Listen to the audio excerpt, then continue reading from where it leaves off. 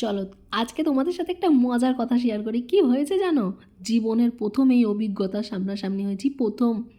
আজকে আমি কিছু না হলো 4 বছর হয়ে গেল আমি স্কুটি চালাচ্ছি, আর এটা আমার নিজস্ব একদম মহারাজ।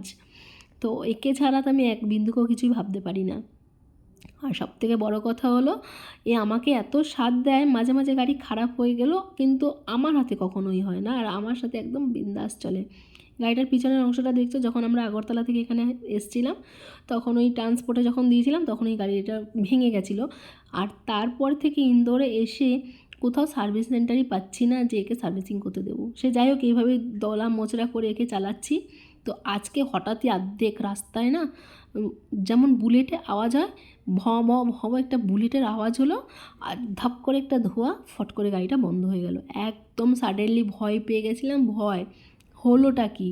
আর আজকে আমি একা ছিলাম না, মধু আমার সঙ্গে ছিল। মধু মানে আমার বান্ধবী, ও আমার সঙ্গে ছিল। আমরা দুজনে আজকে একসাথে বাজার যাচ্ছিলাম। তো বাড়ি থেকে প্রায় কিলোমিটার, মানে 1 কিলোমিটার কাছাকাছি আসতে না আসতে আমাদের গাড়িটার ওই অবস্থা হয়েছিল। তারপর সেখান থেকে গাড়িটাকে ধাক্কা দিয়ে দিয়ে আরও 1 কিলোমিটার নিয়ে এসেছি। আবার খানিকক্ষণ এসে আমাকে একজন ভদ্রলোক জিজ্ঞাসা করলেন যে আপনার গাড়িতে কী সমস্যা হয়েছে। তো আমরা বললাম যে হঠাৎই এরকম বুলেট হয়ে গেছিলো গাড়ি, বুলেট হয়ে যাওয়ার পর থেকে গাড়িটা স্টার্ট নিচ্ছে না। তো আমরা দুজনকে বসতে বললো গাড়িতে, আর উনি আমাদেরকে গাড়িটাকে পেছন থেকে একটু ঠেলা দিল, আর আমরা আরামসে আরও 1 কিলোমিটার রাস্তা মানে অতিক্রম করে চলে আসলাম। তারপর গাড়িটাকে সেখানে রিপেয়ার করার পরে আবার 1 ঘন্টা লাগলো সময়, সেখান থেকে আবার বেরিয়ে গেলাম মার্কেটে। তো সেখান থেকে গিয়ে তো প্রথমে চশমা চুজ করলাম।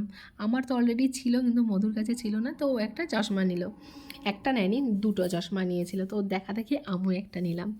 ওখান থেকে চলে গেলাম বাসনের দোকানে। আমার ওই প্রদীপের না গ্লাসটা ভেঙে গেছিলো, তো এই গ্লাসটাকে চেঞ্জ করলাম। আর ওই দিক থেকে মধুর নেওয়ার কথা ছিল শাড়ি, তো সেই শাড়িগুলো আমি পরে পরে একবার করে ট্রায়াল দিচ্ছিলাম যে দেখছি কোনটা সুন্দর লাগছে। তো মধু লাস্টে এই গ্রিন কালারের শাড়িটাই নিল।